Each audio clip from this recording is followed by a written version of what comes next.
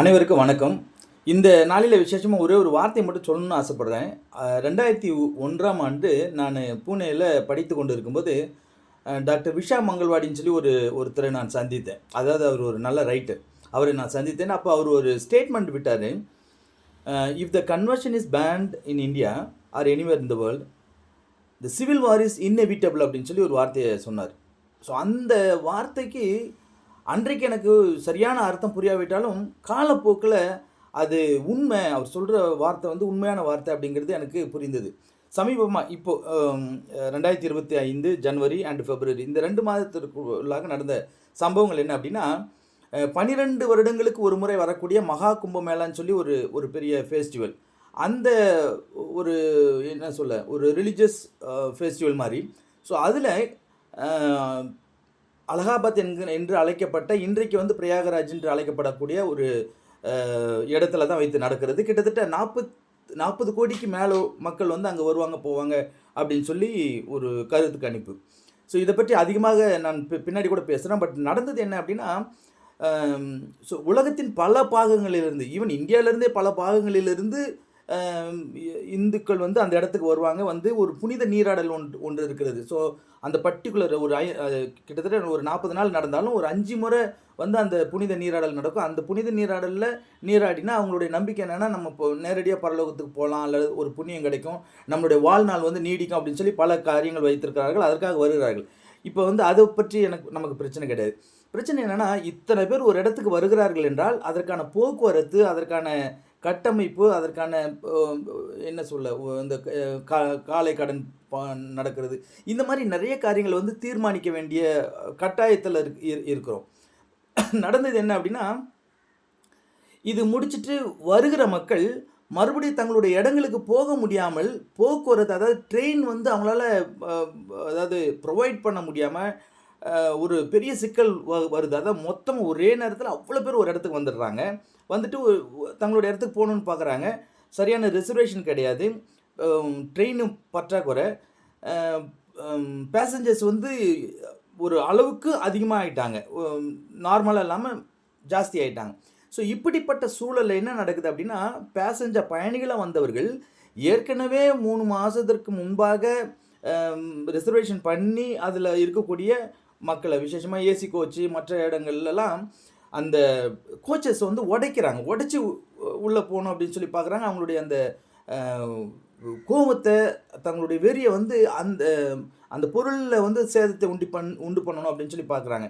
இதில் நான் என்ன 2 விதமாக யோசிக்கிறேன் அப்படின்னா, ஒன்று வந்து அரசு சரியான போக்குவரத்தை வந்து ரெடி பண்ணி வச்சுருக்கணும். ஏன்னா அத்தனை கோடி மக்கள் வந்துட்டு போகிறாங்க அப்படின்னா நிச்சயமாக வந்து எல்லா இடங்களிலிருந்து எக்ஸ்ட்ரா, இப்போது தமிழ்நாட்டிலலாம் ஒரு ப்ரோக்ராம் நடக்குது, இல்லாட்டினா ஒரு பொங்கலோ தீபாவளி ஏதோ ஒன்று நடக்குது அப்படின்னா, இத்தனை பஸ்ஸு நாங்கள் எக்ஸ்ட்ரா இத்தனை பஸ் விடுறோம், அது முடிஞ்ச பிறகு இத்தனை பயனாளிகள் இப்போ பயனடைஞ்சாங்க அப்படின்னு சொல்லி ஒரு லிஸ்ட்டு கொடுப்பாங்க. அது மாதிரி இப்படிப்பட்ட ஒரு உலக அளவில் பேசப்படக்கூடிய ஒரு கும்பமேளாவில், அதுவும் மகா கும்பமேளாவில் இந்த மாதிரியான ஏற்பாடுகள் வந்து கட்டாயம் செய்திருக்கணும்.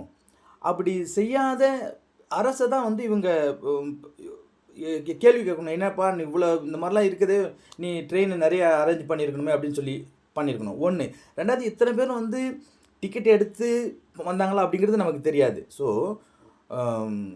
தங்களுடைய பொறுப்பும் இழந்தவர்களாக, இல்லாத ப்ராப்பராக வந்து இவங்களுக்கு கையிலையும் டிக்கெட் கிடையாது.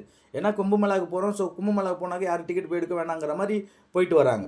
2வது, அப்படி போயிட்டு வரவங்களுக்கு வந்து இங்கே கவர்மெண்ட்டாவது அரேஞ்ச் பண்ணணுமானா பண்ணலை.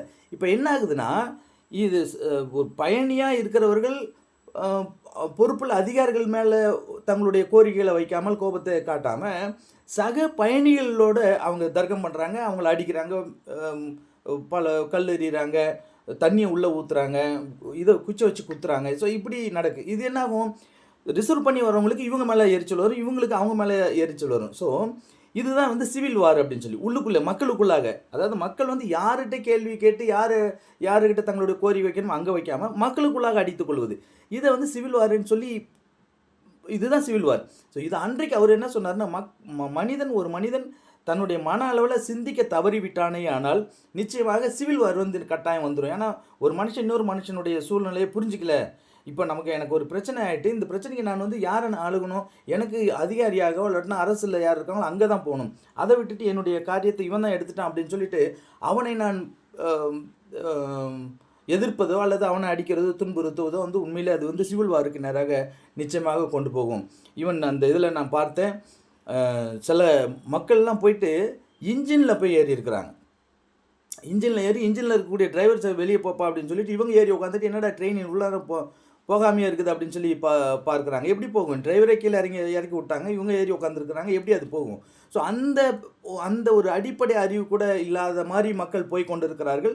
இது ரிலிஜன்ங்கிற பேரில் நடக்குது அப்படின்னு சொல்லி. ஸோ அதனால் கன்வர்ஷனுங்கிறது வந்து ஏதோ மதம் மாறுறது அல்ல. ஒரு மனிதனுடைய மனம் வந்து மாற வேண்டும். மதம் என்பது வேற, மனம் என்பது வேற. இங்கே மனம் தான் ரொம்ப முக்கியமானதாக இருக்கிறது. ஸோ நம்ம வந்து டிக்கெட் எடுத்துகிட்டு வந்திருக்கணும். ஒன்று, டிக்கெட் எடுக்காமல் வந்தது தப்பு. சரி, எடுத்துகிட்டு வர அவங்க வந்து ப்ராப்பராக எடுத்துகிட்டு வராங்க. ஸோ அவங்கள நம்ம வந்து மோதக்கூடாது. இப்படி ஒரு ப்ரோக்ராம் அரேஞ்ச் பண்ணால் இல்லாட்டா இப்படிப்பட்ட ஒரு பெரிய மேளாவை அரேஞ்ச் பண்ணியிருக்கிறவங்க இதற்கான காரியங்களை செஞ்சுருக்கணும் அப்படின்னு சொல்லி அதையாவது மேலிடத்துல கொண்டு போகணும். அதுவும் இல்லாமல் சக பயணிகளோடு அவர்கள் போராடுவது வந்து நிச்சயமாக சிவில் வாருக்கு நேராக அல்லது உள்நாட்டு கலவரத்திற்கு வழிவகுக்கும் அப்படிங்கிறது அன்றைக்கு அவர் சொன்னதை இன்றைக்கி நான் நினைவு கூறுகிறேன்.